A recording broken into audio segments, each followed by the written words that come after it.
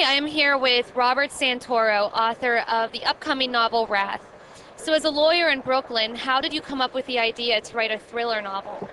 Well, in law, we're trial attorneys in Brooklyn, so we do a tremendous amount of writing, boring writing, and legal briefs, legal memos, opening, closing arguments.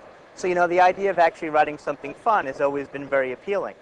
And when I started writing Wrath, I thought, what could be better than a formal attorney turned FBI agent who, out to course of the novel, kills the bad guy, saves the world, and gets the girl. And that's really how I came up with it.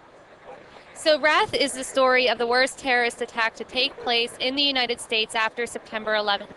But this time it's the West Coast that is attacked. So obviously the terrorist attacks of September 11th played a huge role in the writing of this book, but what else influenced your writing?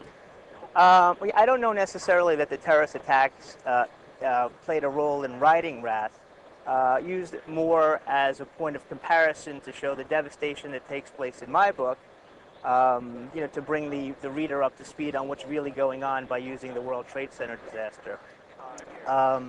It also served, for me, a way to show where my main character, Jake Chase, came from.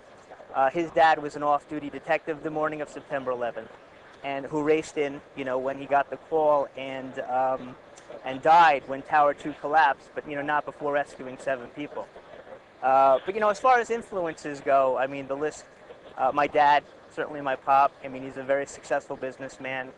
My father-in-law, he came from Cuba as a young boy, made a life for himself here in the States. Both my sisters, Jill and Janice, very successful teachers, but my sister, Jill, was born with one arm, and she's a fantastic artist. And certainly my wife, Christina, who makes a family for my boys and myself, my influence. Great. So why is your book titled Wrath? Well, without giving too much away, I mean, the book is fast, it's fun. I mean, it takes you on a worldwide tour to capture the terrorists.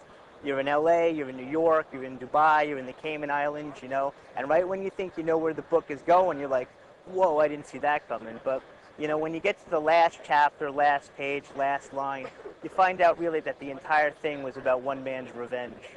Wow. So has writing a novel always been a lifelong dream, and what inspires you to write? I wouldn't say lifelong dream, but certainly something I'd been thinking about over the past years. But what inspired me finally actually to start writing Wrath, I'm going to have to be my twin boys, Jake and Chase.